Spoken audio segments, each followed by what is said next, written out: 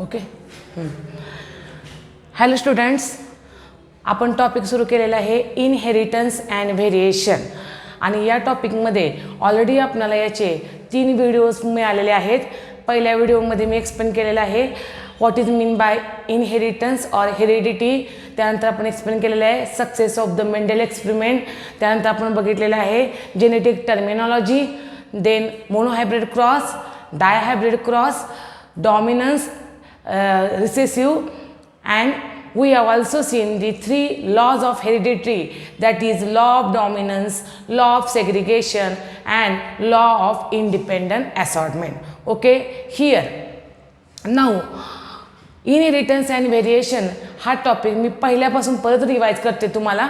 त्यामुळं आपण रिव्हिजन अशी घेणार आहे की मी पहिल्यांदा तुम्हाला inheritance, success of the Mendel's experiment याचे काही पॉईंट रिवाईज करणार आहे, monohybrid cross, dihybrid cross revise करणार आहे, आणि जेनेटिक टर्मिनॉलॉजी आपल्याला ऑलरेडी माहीत आहेत त्या फक्त आपण रीड करणार आहोत, कारण त्या आपल्याला मोनोहायब्रिड आणि डायहायब्रिड क्रॉसच्या एक्झामच्या वेळी त्या एक्सपेरिमेंटच्या वेळी व्यवस्थित समजत आहेत. ठीक आहे. आता पहा, आपण पहिल्यांदा जो पॉईंट बघितला होता तो म्हणजे chromosomes and principles of inheritance. Chromosomes and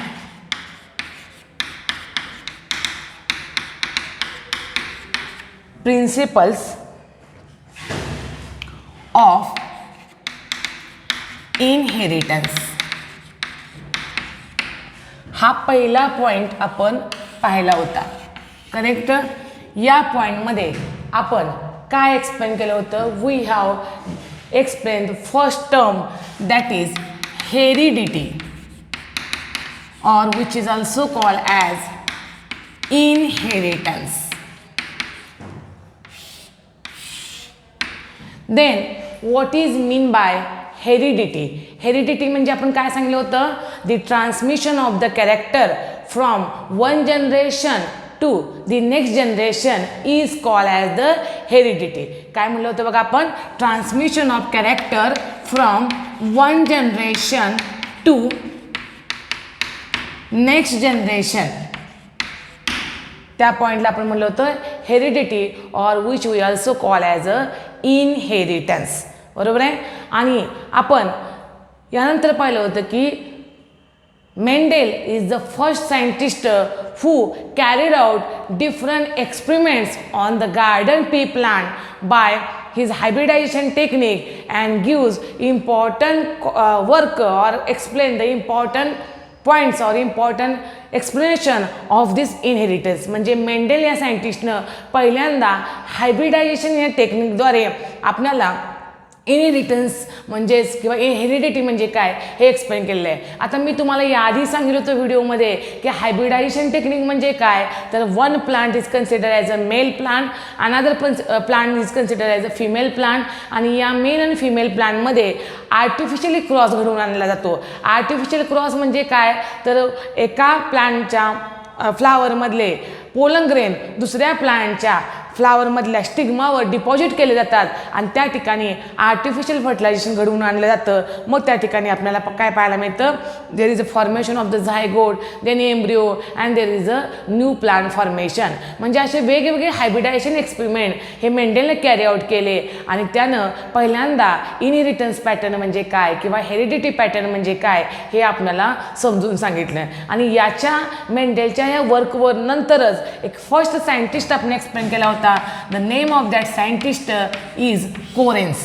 ह्या कोरेन नावाच्या सायंटिस्टने काय केलं, according to the work of the मेंडेलने जे आपल्याला वर्क एक्सप्लेन केलं होतं इनहेरिटन्सचं किंवा हेरिडिटीचं, by this work Correns postulated or Correns explain 3 fundamental rules of the or 3 fundamental laws of the heredity. त्यामुळं लॉज ऑफ हेरिडिटी हे जे काही लॉज आहेत हेरिडिटीचे ते मेंडेलनंच एक्सप्लेन केले होते, पण लोकांसमोर आणण्याचं काम कोरेन या सायंटिस्टने केलं होतं. आणि व्हिडिओमध्ये मी तुम्हाला हे तिन्ही लॉज एक्सप्लेन केलेले आहेत.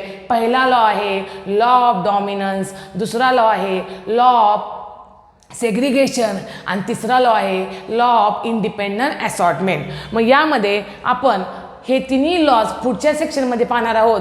पण आता आपण एवढं लक्षात ठेवूया की मेंडेलचं जे काही वर्क आहे ते लॉच्या फॉर्ममध्ये लोकांसमोर आणण्याचं काम हे कोरेन्स या सायंटिस्टने केलेले आहेत. आणि हे 3 लॉ जे आहेत ते कोरेननं आपल्याला सांगितलेले आहे, जे मेंडेलनं ऑलरेडी त्याच्या वर्कमध्ये पब्लिश केलेले आहेत. ठीक आहे. यानंतर आपण आणखीन एक महत्त्वाचा पॉईंट काय बघितला होता, तर success of the Mendel's experiment. So next point is success of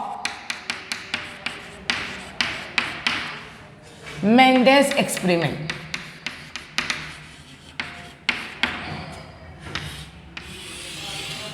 पहा, आपण व्हिडिओमध्ये मेंडेलनं जे काही 7 कॅरेक्टर कन्सिडर केले होते ते कॅरेक्टर टॅब्युलर फॉर्ममध्ये डिस्कस केले होते. आणि हे 7 कॅरेक्टर तुम्हाला पाहायला मिळाले कॉन्ट्रास्टिंग फॉर्ममध्ये. म्हणजे हाईट ऑफ स्टेम घेतलं तर त्याचे 2 कॅरेक्टरिस्टिक्स आपल्याला पाहायला मिळतात, टॉल आणि डॉर्प.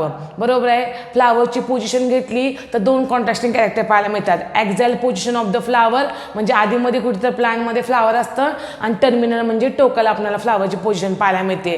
जर आपण सीडचा शेप बघितला तर तो 2 फॉर्ममध्ये पाहायला मिळतो, राऊंड आणि रिंकल फॉर्ममध्ये. जर आपण पॉटचा शेप घेतला तर तो कसा पाहायला मिळतो आपल्याला, इनफ्लॅटेड आणि कॉन्स्ट्रिक्टेड. असे आपण वेगवेगळे 7 कॅरेक्टरिस्टिक्स मेंडेलचे बघितले होते.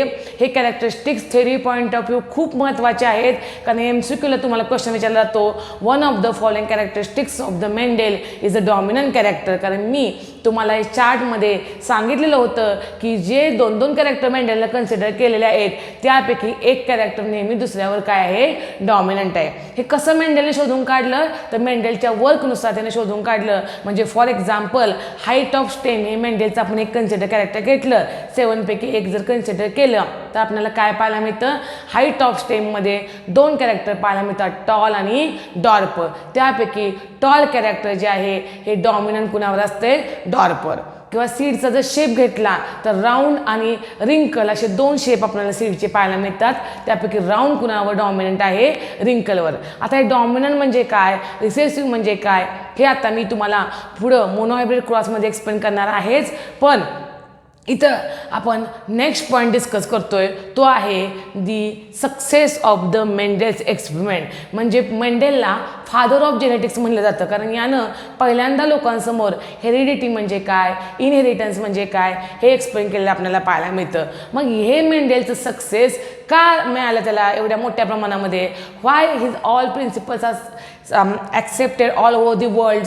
त्याचे सगळे प्रिन्सिपल जगामध्ये सगळ्या सायंटिस्टनं काय ॲक्सेप्ट केले, तर त्याचं कारण आता आपण इथं बघणार आहे. तर आपल्याला 1 बाय 1 हे सक्सेस एक्सपेरिमेंटचे आपण एक्सप्लेन केले होते. ठीक आहे. आता मेंडेलच्या एक्सपेरिमेंटचे सक्सेस काय आहेत ते आपण लाईन टू लाईन इथं पाहणार आहोत. त्यामुळं मी टायटल जरी इथं खाली लिहिलं असलं तरी पॉईंट्स जे आहेत ते मी वरच्या साईडला तुम्हाला एक्सप्लेन करते.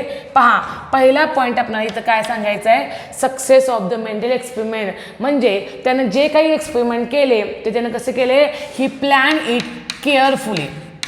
ही प्लॅन इट केअरफुली. त्यानं जे काही एक्सपेरिमेंट कॅरी आउट केला तो एक्सपेरिमेंट त्यानं काय केला, केअरफुली प्लॅन केला. त्यानं एक्सपेरिमेंटचं प्लॅनिंग व्यवस्थित केलं. आणि प्लॅनिंग नुसतं केलं नाही तर एक्सपेरिमेंटमध्ये जो काही रिझल्ट आला तो रिझल्ट त्यानं काय केला, रेकॉर्ड केला. मग हायब्रिडायझेशन एक्सपेरिमेंटमध्ये त्यानं जे काही एक्सपेरिमेंट कॅरी आउट केले ॲट ए टाईम त्यानं सिंगल कॅरेक्टर कन्सिडर केलं, for example height of stem. किंवा ॲट ए टाईम त्यानं 2 कॅरेक्टर कन्सिडर केले, ते म्हणजे शेप आणि कलर ऑफ द सीड. अशा प्रकारे त्यानं काही वेळा एक कॅरेक्टर एका वेळी कन्सिडर केलं 7 कॅरेक्टरपैकी, काही वेळा एका एक्सपेरिमेंटच्या वेळी 2 at a time character consider केले. पण प्रत्येक एक्सपेरिमेंट त्यानं काय केला, केअरफुली प्लॅन केला आणि त्याचा रिझल्ट जो काय आहे तो केअरफुली काय केला, रेकॉर्ड केला. दुसरं महत्त्वाचं म्हणजे काय, तर जो काही रिझल्ट आला त्याच्या एक्सपेरिमेंटमध्ये तो रिझल्ट त्यानं रेशोच्या फॉर्ममध्ये एक्सप्लेन केला किंवा रेशोच्या फॉर्ममध्ये एक्सप्रेस केला. So result is express, result is expressed in the form of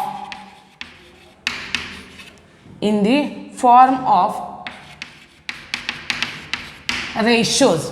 आता तुम्ही म्हणाला in the form of ratios म्हणजे काय, जसं आपण शिकलेलो आहोत. पहा, मी तुम्हाला मोनोहायब्रिड क्रॉस एक्सप्लेन केलेला आहे. डायहायब्रिड क्रॉस एक्सप्लेन केलेला आहे, बरोबर आहे. तर मोनोहायब्रिड क्रॉसमध्ये आपण रेशोज पाहिले होते, आठवते का बघा. फेनोटायपिक रेशो मोनोहायब्रिड क्रॉसमध्ये काय येतो 3:1. त्यानंतर जिनोटायपिक रेशो मोनोहायब्रिड क्रॉसमध्ये काय येतो म्हणजे फेनोटायपिक रेशो 3:1 आला मोनोहायब्रिड क्रॉसचा, आणि जिनोटायपिक रेशो किती आला होता 1:2:1. ओके. तसं जर आपण डायहायब्रिडचं कन्सिडर केलं, डायहायब्रिड क्रॉसमध्ये फेनोटायपिक रेशो काय होता 9:2, 3:2, 3:1. आणि जिनोटायपिक रेशो कसा होता. आता जिनोटायपिक रेशोची एक ट्रिक मी सांगते पहा, ती तुम्ही लक्षात ठेवा. जिनोटायपिक रेशो कसा करायचा, इकडे बघा मी काय काय लिहिते 12, 24, 12, 12, 1. काय लिहिलं मी 12, 24, 12, 12, 1. हा झाला जिनोटायपिक रेशो. म्हणताना आपण असं म्हणणार आहे, पण प्रत्येक वेळी आपण जर लक्षात ठेवलं तर असा जिनोटायपिक रेशो आपल्याला लक्षात ठेवायचा. बघा तुम्ही असा जिनोटायपिक रेशो लक्षात ठेवायला गेला 1:2, 2:2, 2:2, 4:2, 1:2, 2:2, 1:2, 2:1 असं लक्षात राहणार नाही. त्यासाठी आपण ट्रिक काय अवलंबूया 12, 24, 12, 12, 1. हा झाला जिनोटायपिक रेशो. म्हणजेच मला काय सांगायचं आहे, मेंडलेच्या एक्सपेरिमेंटचा सक्सेस काय आहे तर he express his result in the form of ratios. आणि या ठिकाणी हा रेशो आपण बघितलेला आहे फेनोटायपिक मोनोहायब्रिडचा 3:1 आणि जिनोटायपिक रेशो आपण मोनोहायब्रिडचा बघितलेला आहे 1:2:1. हा रेशो आपण बघितलेला आहे फेनोटायपिकचा डायहायब्रिड क्रॉसचा 9:3, 3:1. आणि हाच रेशो आपण बघितलेला आहे डायहायब्रिड क्रॉसचा, ज्याला आपण म्हणतो जिनोटायपिक रेशो, जो मी मराठीमध्ये लक्षात ठेवायचा कसं सांगितलं तुम्हाला 12, 24, 12, 12, 1. तर अशा प्रकारे सेकंड त्याचा सक्सेस एक्सपेरिमेंटचा हा आहे की जे काही रिझल्ट्स आहेत ते सगळे रिझल्ट्स त्यानं आपणाला रेशोच्या फॉर्ममध्ये एक्सप्लेन केले आणि ते आपण इथं ऑलरेडी एक्सप्लेन केलेले आहेत. ठीक आहे. Then what is the third reason of his success in this inheritance pattern or the heredity technique. Third आपल्याला काय पाहायला मिळतं सक्सेसमध्ये, in his experiment he consider one character at a time or 2 or more character at a time. तर तिसरं characteristics काय सांगतो आपण one character at a time or 2 or more character at a time. म्हणजे त्याच्या एक्सपेरिमेंटमध्ये त्यानं काही वेळा एकच कॅरेक्टर कन्सिडर केलं. फॉर एक्झाम्पल मोनोहायब्रिड क्रॉसमध्ये त्यानं एकच कॅरेक्टर कन्सिडर केलं, कोणतं हाईट ऑफ द स्टेम. आणि डायहायब्रिड एक्सपेरिमेंटमध्ये त्यानं एका वेळी 2 कॅरेक्टर्स कन्सिडर केले, ते म्हणजे शेप ऑफ द सीड आणि कलर ऑफ द सीड. मग तुम्हाला लक्षात येईल की या त्याच्या प्लॅनिंगमुळे सुद्धा त्याचे रिझल्ट जे आहेत ते ॲक्युरेट आले. Means he consider one character at a time, for example height of stem, or 2 or more character at a time, that means color and the shape of the seed, and due to which also his success is recorded because he planned it carefully. ह्याच्यामुळे सुद्धा आपल्याला काय पाहायला मिळतं, त्याचं experiment success झालेला पाहायला मिळतो. चौथं कॅरेक्टरिस्टिक्स काय सांगता येईल आपल्याला त्याच्या सक्सेसचं, Mendel first time introduce 2 phenomenon. One is called as a dominance phenomenon and another one is called as a recessive phenomenon. So introduce dominance and recessiveness. म्हणजे त्याच्या या एक्सपेरिमेंटनुसार मुळं आपल्या लक्षात आलं की डॉमिनंट कॅरेक्टर कोणतं आहे किंवा रिसेसिव्ह कॅरेक्टर आपल्याला कुठलं पाहायला मिळतं. तर पहा या ठिकाणी आपण त्याचे सक्सेसचे पॉईंट्स बघतोय की ज्यामध्ये हा एक पॉईंट आपल्याला इन्क्लूड करावा लागेल की Mendel shows dominant and recessive characteristics. त्यानंतर 5वं पॉईंट काय सांगता येईल की each character which is considered by Mendel for his experiment is controlled by a factor. So next point is what, each character which is considered by Mendel is controlled by a factor. Is control by a factor. Factor म्हणजे काय, genetic terminology शिकवताना मी तुम्हाला explain केलं होतं now days फॅक्टरला आपण काय म्हणतो gene असं म्हणतो पण त्यावेळी जीन ही टर्म मेंडेलला माहीत नव्हती त्यामुळे मेंडेलने त्याला नाव काय दिलं होतं फॅक्टर म्हणजे या ठिकाणी आपल्याला असं सांगता येईल की प्रत्येक कॅरेक्टर म्हणजे फॉर एक्झाम्पल 7 कॅरेक्टर जे मेंडेलनं त्याच्या एक्सपेरिमेंटसाठी कन्सिडर केले होते त्या 7 कॅरेक्टरपैकी प्रत्येक कॅरेक्टर हे एक जीन कंट्रोल करत होता किंवा फॅक्टर कंट्रोल करत होता आणि हे जीन किंवा हे फॅक्टर तुम्हाला सेपरेट क्रोमोझोमवर लोकेटेड झालेले पाहायला मिळतात प्रत्येक फॅक्टर प्रत्येक जीन हा वेगवेगळ्या क्रोमोझोमवर लोकेट झालेला पाहायला मिळतो पण ते न लक्षात ठेवता आपण फोकस करूया की every character which is taken by Mendel for his experiment is control by a factor or a gene आणि त्यानंतर हे जे काही आपण कॅरेक्टरिस्टिक्स मेंडेलचे सांगितलेले आहेत हे काय आहे this is the success of Mendel experiment पहा थेअरीसाठी आपल्याला 2 मार्क्सला क्वेश्चन विचारला जाऊ शकतो what is the reason for the Mendel success त्यावेळी तुम्हाला जे मी बोर्डवर रिझन सांगलेले आहेत ते लिहायचे आहेत कारण त्यानं त्याचा सगळा रिझल्ट जो आहे तो मॅथेमॅटिकली आणि स्टॅटिस्टिकली आपल्याला एक्सप्लेन केलेला आहे त्यामुळे लाईन टू लाईन सगळं न पाठ करता सिम्पल फॉर्ममध्ये तुम्ही एक्सप्लेन करू शकता his experiment is planned carefully and the result which is obtained in the experiment he is recorded in the form of ratios result recorded not only recorded but expressed in the form of ratios as we have seen which ratios are in monohybrid cross and in dihybrid cross then one character he consider at a time or sometimes he consider 2 or more character at a time he first introduced the term dominance and recessiveness and last one is that each character of the Mendel is controlled by a factor or a gene so these points are very important when question is asked that explain the reason for the Mendel success त्यामुळे व्यवस्थित हे read करा हा question तुम्हाला बोर्डला 2 मार्काला विचारला जाऊ शकतो मेंडेलचं success ठीक आहे आता आपण पाहणार आहोत म्हणण्यापेक्षा मी तुम्हाला रिवाइज करणार आहे काही टर्मिनॉलॉजी ज्या ऑलरेडी मी व्हिडिओमध्ये व्यवस्थित तुम्हाला एक्सप्लेन केलेल्या आहेत कोणत्या टर्म्स आपण पाहिलेल्या आहेत हे काही पॉईंट आपण इथं रिवाइज करूया म्हणजे तुम्हाला लक्षात येईल की या टर्म्स का महत्त्वाचे आहेत कारण मी तुम्हाला ऑलरेडी सांगितलं होतं पहा की जेनेटिक टर्मिनॉलॉजी ज्या आपण एक्सप्लेन केल्या होत्या these are very very important for 1 mark question कारण 1 मार्क क्वेश्चनसाठी तुम्हाला ह्या टर्म्स विचारल्या जातात डिफाईन जीनोटाईप डिफाईन फेनोटाईप और what is F1 generation what is Punnett square board त्यामुळे ह्या डेफिनेशन्स ह्या आपल्या पाठ झाल्या पाहिजेत आणि मी व्हिडिओमध्ये पण आपल्याला एक्सप्लेन केलं होतं की या डेफिनेशन्स कधी व्यवस्थित लक्षात राहतील जेव्हा आपण मोनोहायब्रिड आणि डायहायब्रिड क्रॉस हा व्यवस्थित एक्सप्लेन केल्यानंतर लक्षात आला की आपल्याला या टर्म्स आपोआप व्यवस्थित समजल्या जातील त्यामुळं जरी टेक्स्टबुकमध्ये जेनेटिक टर्मिनॉलॉजी आधी दिल्या असल्या तर त्या तुम्हाला व्यवस्थित मोनोहायब्रिड आणि डायहायब्रिड क्रॉस एक्सप्लेन केल्यानंतरच समजू शकतात ठीक आहे आता पहा आपण काय एक्सप्लेन करणार आहोत किंवा काय आपण मेन्शन करणार आहोत ह्याच्यामध्ये तर जेनेटिक टर्मिनॉलॉजी खूप साऱ्या टर्मिनॉलॉजी आहेत बऱ्याच वेळा आपल्याला असं वाटतं की एवढ्या टर्मिनॉलॉजी आपण कशा लक्षात ठेवणार तर त्या आपोआप लक्षात राहतात कसं तर जसं पहा आपण त्याच्यामध्ये काही टर्मिनॉलॉजी बघितली मी मेन्शन करते नावं फॉर एक्झाम्पल ट्रेट ज्याला आपण म्हणलेलं आहे कॅरेक्टर त्यानंतर आपण बघितलेलं आहे factor or which is also nowadays call as a gene त्यानंतर आपण पाहिलेलं आहे phenotype then we have seen genotype okay त्यानंतर आपण काय बघितलं F1 generation F2 generation Punnett square board ठीक आहे त्यानंतर आपण बघितला तो म्हणजे homologous chromosome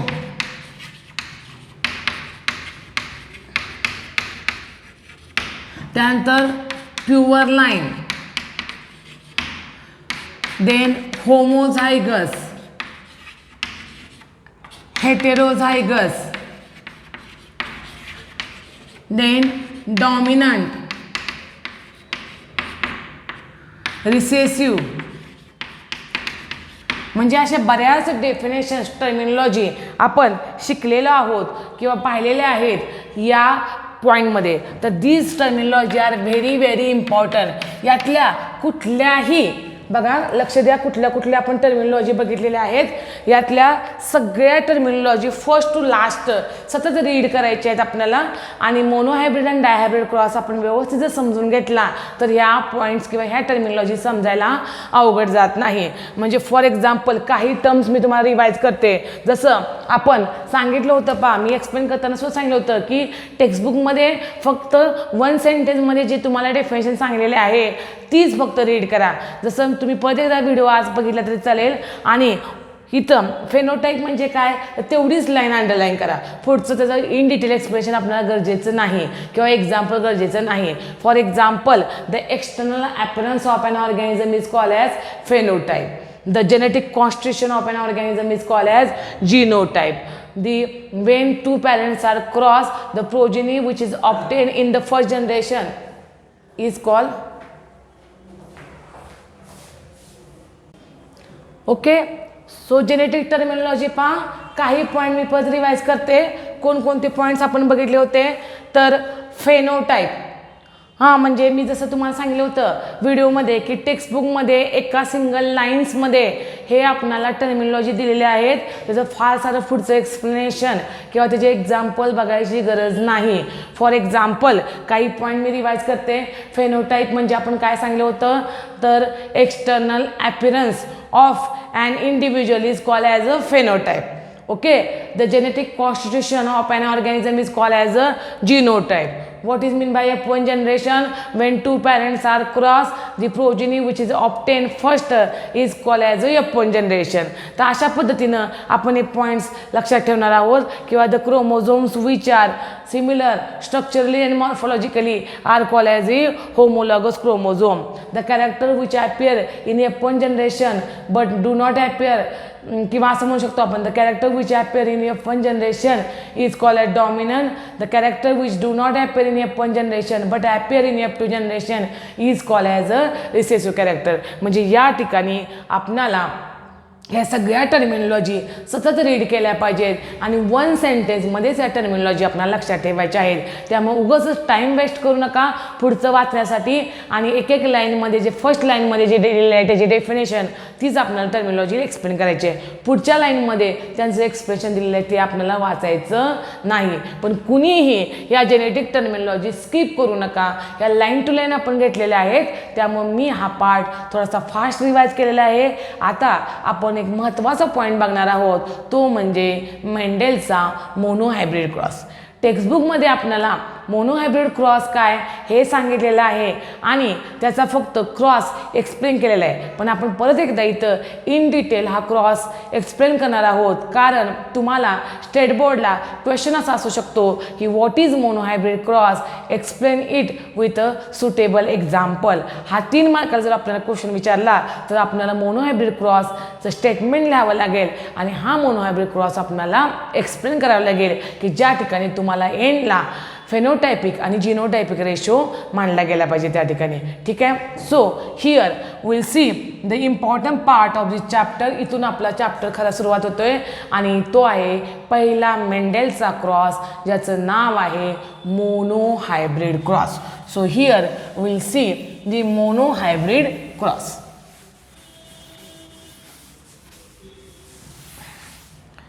So what is mean by monohybrid cross?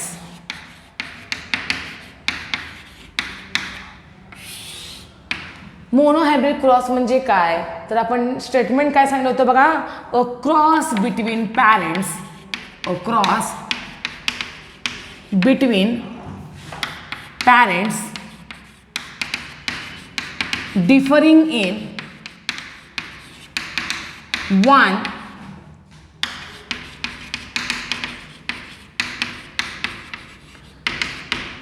heritable trait. A cross between parents differing in one heritable traits. म्हणजे 2 पॅरेंटचा क्रॉस की दोघांच्या मध्ये एक कॅरेक्टर्स तुम्हाला काय पाहायला मिळतं डिफरंट पाहायला मिळतं. म्हणजे कसं तर तुम्हाला एक्झाम्पल याच्यामध्ये सांगता येईल. What is the example of monohybrid cross? A cross between pure tall and pure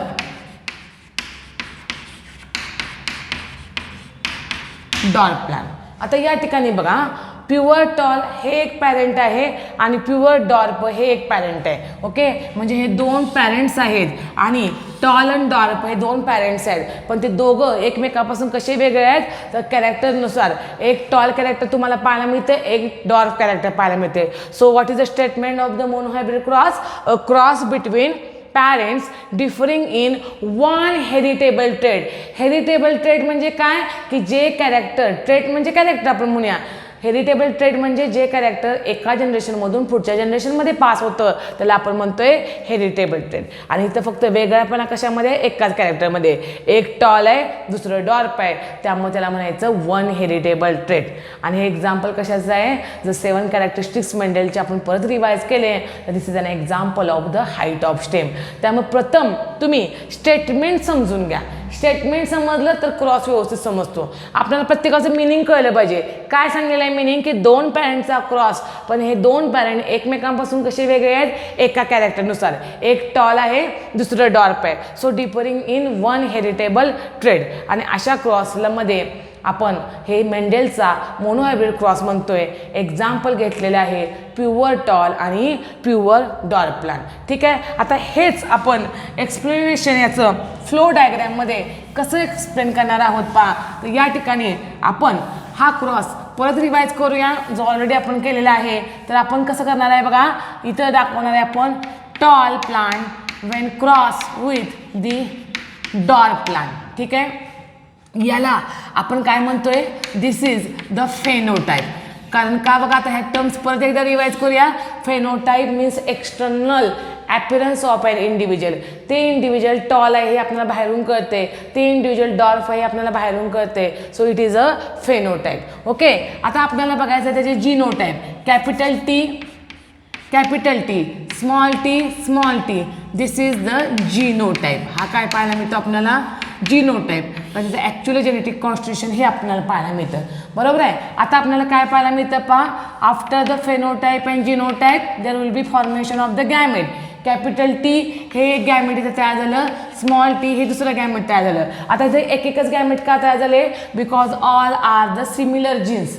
he these are also similar genes. Similar आहेत म्हणून आपण फक्त एकच घेतलं कॅपिटल टी आणि या ठिकाणी काय घेतलं? Small T. So this is the gametes. या ठिकाणी आपल्याला गॅमेट फॉर्मेशन झालेलं पाहायला मिळतं. Okay, after formation of gamete there is a union of the gamete. आणि त्यामुळे इथं काय पाहायला मिळतं? कॅपिटल टी, स्मॉल टी पाहायला मिळतो. आणि याला काय म्हणतोय आपण? This is call as F1 generation. ह्याला आपण नाव काय दिलं? F1 generation. आणि what is it? It is a hybrid tall plant. ह्याला काय म्हणायचं? Hybrid tall plants. इथे पण आपल्या लक्षात आलं. आता पहा आपण काय केलेलं आहे, आपण इथं पण एक्सप्लेन केलेलं आहे. आता आपल्याला काय करायचं आहे? F2 जनरेशन करायचं आहे. F2 जनरेशनसाठी आपण काय केलं होतं पहा, इथं मी लिहिते फॉर F2 जनरेशन. आता या ठिकाणी फॉर F2 जनरेशनमध्ये आपण काय केलं होतं? सेल्फिंग केलं होतं. सेल्फिंग म्हणजे काय? हे जे हायब्रिड टॉल प्लांट्स आपल्याला मिळाले F1 जनरेशनमध्ये, फर्स्ट फिलियल जनरेशनमध्ये. आता इथं हे आपल्याला पॉईंट रिवाइज करता येईल पहा. The character which appear in the first generation is called as a dominant character. कारण पहिल्या जनरेशनमध्ये तुम्हाला एकाच पॅरेंटचं कॅरेक्टरिस्टिक्स आलेलं पाहायला मिळतं, ते म्हणजे टॉल. इथं तुम्हाला कुठंही डॉर्फ कॅरेक्टर पाहायला मिळत नाही. त्यामुळे डॉमिनंट हा टर्मिनॉलॉजी आपण कसा एक्सप्लेन केला होता? The parent or the character which appear in the F1 generation is called as a dominant. इथं फर्स्ट फिलियल जनरेशनमध्ये F1 जनरेशनमध्ये तुम्हाला टॉल कॅरेक्टर आलेलं पाहायला मिळतं. आणि डॉर्फ कधी येतं? In the F2 generation. मग आता F2 जनरेशनमध्ये काय केलं आपण? सेल्फिंग केलं. सेल्फिंग म्हणजे इथं खूप सारे टॉल प्लांट मेंडेलला मिळाले, त्यातल्या एका टॉल प्लांटला मेंडेलनं फिमेल कन्सिडर केलं, म्हणजे त्याच्यामधला मेल पार्ट रिमूव्ह केला. आणि दुसऱ्या प्लांटला मेंडेलनं मेल कन्सिडर केलं, त्याच्यामधला फिमेल पार्ट रिमूव्ह केला. आणि अशा प्रकारे एक मेल आणि एक फिमेल प्लांट कन्सिडर करून त्यानं तो क्रॉस घडवून आणला, त्याला म्हणायचं सेल्फिंग. आणि फॉर F2 जनरेशन आपण काय बघणार आहोत? इथं परत बघणार आहोत आपण hybrid tall cross with hybrid tall. Okay, आता हे हायब्रिड टॉल काय असणार आहे? अगेन याला आपण काय म्हणणार आहोत? फेनोटाईप. बरोबर आहे. हे जे जीन्स काय असणार आहे? हे हायब्रिड टॉल आहे, हे आपण इथं क्रॉस केलं. मग जेनोटाईप काय असणार आहे याचा? Capital T, small t, capital T, small t. So this is the genotype. Okay, आता आपण काय बघणार आहोत नेक्स्ट स्टेप, फेनोटाईप, जिनोटाईप, नंतर गॅमेट फॉर्मेशन. इथं तुम्हाला दोन टाईपचे गॅमेट्स मिळतात because there are dissimilar genes. Capital T small T आहे, इथं एकच गॅमेट मिळालं का इथं काय पाहायला मिळतं तुम्हाला, सिमिलर जीन्स पाहायला मिळतात. So here 2 gametes are form, capital T small T, capital T small T. Okay, असे 2 गॅमेट्स मिळाले. आता हे गॅमेट्स आपण कशावर घेणार आहोत, हे आपण चेकर बोर्डवर घेणार आहोत. त्यामुळं चेकर बोर्ड म्हणजे पुणेट स्क्वेअर बोर्ड की ज्याचं आपण एक्सप्लेनेशन सांगितलं होतं की त्याच्यामध्ये काय दाखवलं तर आपल्याला diagrammatic explanation for explaining the progeny of the F2 generation. मग इथं कसं करायचं आहे बघा आपल्याला, इकडे लक्ष द्या, इकडं capital T small T, capital T small T.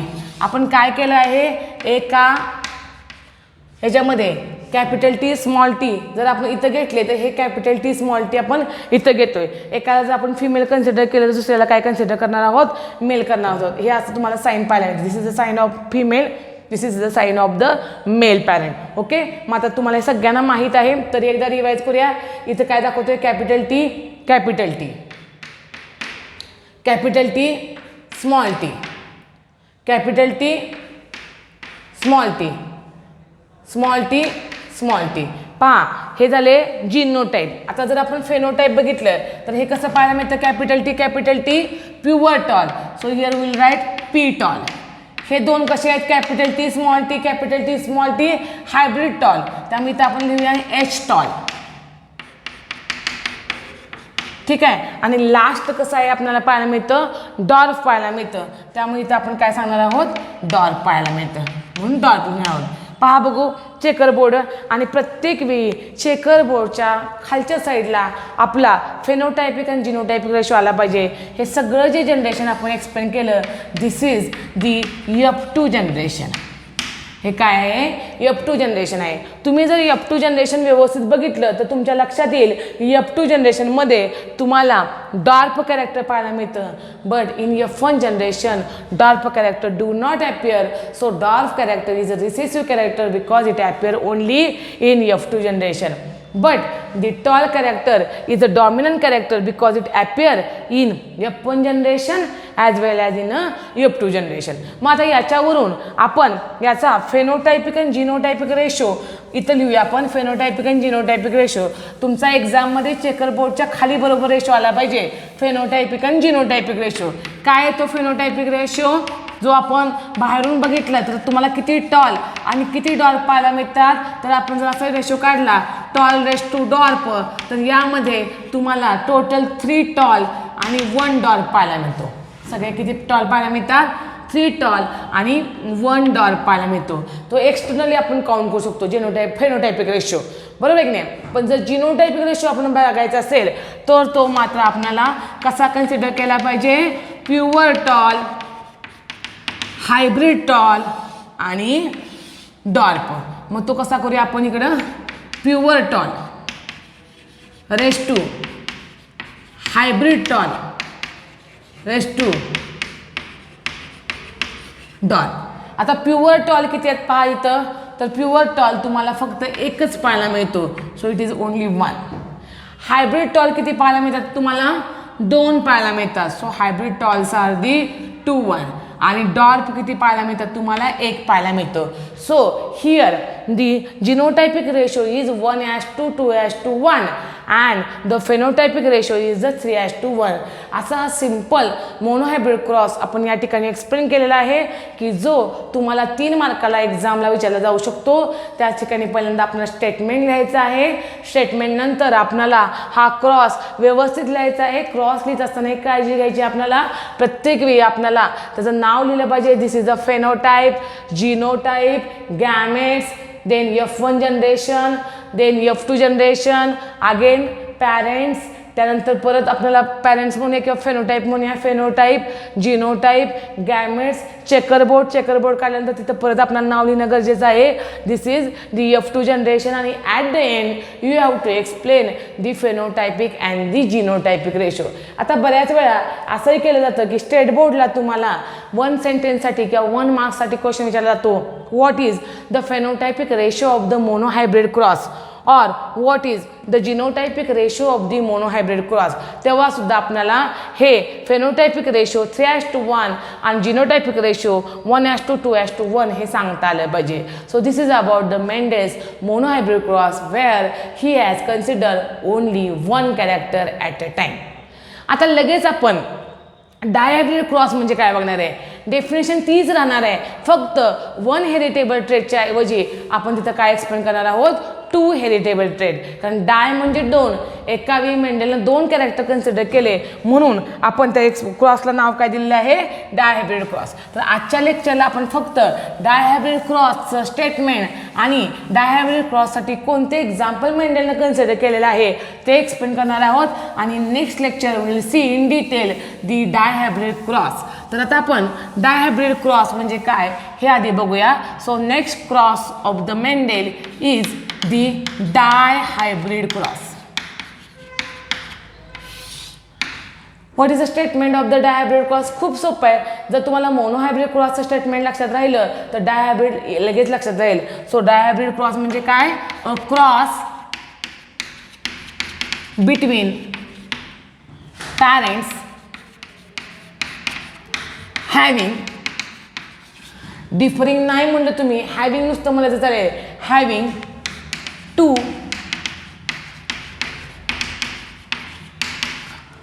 inheritable traits. A cross between parents having 2 inheritable traits are called as a dihybrid cross. म्हणजे या ठिकाणी तुम्हाला पॅरेंटमध्ये किती ट्रेट्स पाहायला मिळतात, किती कॅरेक्टर पाहायला मिळतात, 2 पाहायला मिळतात, 2 इनहेरिटेबल कॅरेक्टरिस्टिक्स पाहायला मिळतात. मागाशी पॅरेंटमध्ये किती इनहेरिटेबल कॅरेक्टर्स पाहायला मिळाले, 1. त्यामध्ये डेफिनेशन अशी लक्षात ठेवली तर चालेल, मोनोहायब्रिड असेल तर cross between parent having 1 inheritable trait, dihybrid असेल तर cross between parent having 2 inheritable traits.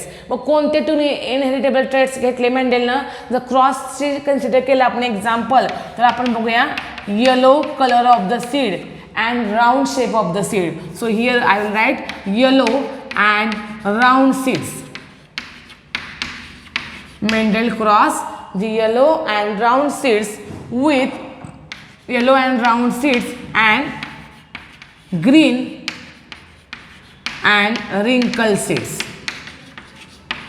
Green and wrinkle seeds. त्यामुळे येलो राऊंड आणि ग्रीन रिंकल अशा 2 सीड्स त्यानं कन्सिडर केल्या. म्हणजे बघा ॲट ए टाइम त्यानं 2 कॅरेक्टर कन्सिडर केले, yellow colour of the seed and round shape of the seed, green colour of the seed and रिंकल शेप ऑफ द सीड. रिंकल म्हणजे तुम्हाला माहिती आहे सुरकुतलेल्या सीड्स, राऊंड म्हणजे अशा टपोऱ्या सीड्स, बरोबर आहे की नाही, गोलाकार मोठ्या.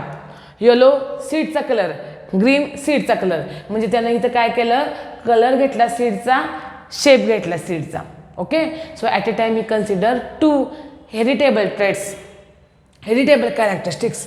That's why it is called as a dihybrid cross. त्याला आपण काय म्हणू शकतो, डायहायब्रिड क्रॉस म्हणू शकतो. आणि इथं आपणाला पाहायला मिळतं की यामुळं याला आपण नाव दिलेलं आहे, we call it as a dihybrid cross. ठीक आहे. आता इथं आपणाला एक महत्त्वाचा पॉईंट सांगायचा आहे. जर आपण त्याचा क्रॉस चेक केला F1 जनरेशनपर्यंत तर काय पाहायला मिळतं बघा. आपण थोडक्यामध्ये रिवाइज करूया. इथं आपण बघतोय yellow round seeds when cross with green wrinkle seeds. This is the phenotype. कारण हा काय external appearance. What is the genotype? Genotype काय येतो पहा, capital Y capital Y capital R capital R, capital Y for yellow, capital R for round. Here small y, small r. This is the genotype. Then next step is the gamete formation. याच्यामधला एक आणि याच्यामधला एक घेतला तर capital Y, capital R, small y, small r. These are the gametes, याला काय म्हणू शकतो आपण, गॅमेट्स. त्यानंतर नेक्स्ट टू गॅमेट्स आपल्याला पाहायला मिळतं F1 जनरेशन. F1 जनरेशन कसं लिहितो आपण, capital Y small Y capital R small R. This is the F1 generation. याला काय म्हणायचं, F1 जनरेशन. सेम मगाशी आपण मोनो हायब्रिड बघितलं तसंच आपण इथं काढलेलं आहे. आणि याला आपण नाव काय देणार आहोत, येलो राऊंड सीड्स. याला काय नाव देणार आहोत आपण, येलो राऊंड सीड्स. बरोबर आहे. आता पहा, हे झाले येलो राऊंड सीड. आता सेम फेनॉमेनॉन आहे इथं. येलो आणि राऊंड सीड्स कुणावर डॉमिनंट आहेत, these are dominant over the green and wrinkle seeds. त्यामुळे yellow round is a dominant character and green and wrinkle is the recessive character. आता परत आपण काय करणार आहे, याच्यामध्येच एकाला मेल आणि एकाला फिमेल कन्सिडर करून क्रॉस घडवून आणणार आहे. आणि हा क्रॉस घडवून आणत असताना आपण कसं करणार आहोत पहा, सेल्फिंग करणार आहोत. म्हणजे फॉर F2 जनरेशन जर आपण विचार केला तर कसं पाहायला मिळणार आपल्याला, capital Y small Y capital R small R, capital Y small Y capital R small R. हे जर आपण फेनोटाईप घेतले याला आपण काय म्हणणार आहोत, जिनोटाईप. इथं असं आपण म्हणूया hybrid yellow round cross with hybrid yellow round. तर पहा इथं तुम्हाला 4 टाईपचे गॅमेट्स मिळतात, capital Y capital R capital Y small R. पहा small Y capital R small Y small R. इथं सुद्धा सेम पाहायला मिळतं, capital Y capital R capital Y small Y capital R आणि स्मॉल वाय स्मॉल आर. इथं पण आपण बघितलेलं आहे. म्हणजे आता आपल्याला सांगायचं आहे की हे जे गॅमेट्स आहेत हे आपण नंतर कशावर घेतलेले आहेत, चेकर बोर्डवर घेतलेले आहेत. आणि चेकर बोर्डवर घेतल्यानंतर आपण व्हिडिओमध्ये त्या प्रिव्हियसमध्ये मी तुम्हाला एक्सप्लेन केलेलं आहे कसे इथं रेशो येतात. त्यामुळे नेक्स्ट लेक्चरला आपण काय बघणार आहोत, जिनोटायपिक आणि phenotypic ratio of this डायहायब्रिड cross. हे कसे आले गॅमेट्स हे मी तुम्हाला एक्सप्लेन केलेलं आहे. पहिल्यांदा आपण जोडी कॅपिटलची घेणार आहे, capital Y capital R. Capital Y constant ठेवला, capital Y small Y constant ठेवला, small Y capital R per small Y small R. हे आपण एक्सप्लेन केलेलं आहे. तर आपण नेक्स्ट लेक्चरला काय बघणार आहोत, याच्या चेकर बोर्डद्वारे जो जेनोटायपिक आणि फिनोटायपिक रेशो येतो डायहायब्रिड क्रॉसचा तो आपण एक्सप्लेन करणार आहे. आणि त्यानंतर आपण मेंडेलचे 3 लॉज इन डिटेल एक्सप्लेन करणार आहे. त्यामुळे आज आपण रिवाइज केलेला पार्ट कोणता होता, तर हेरिडिटी किंवा इनहेरिटन्स म्हणजे काय, what is the reason of the Mendel success. त्यानंतर आपण पाहिलं होतं different genetic terminology, and at last we have explained monohybrid cross and the dihybrid cross. Okay, thank you.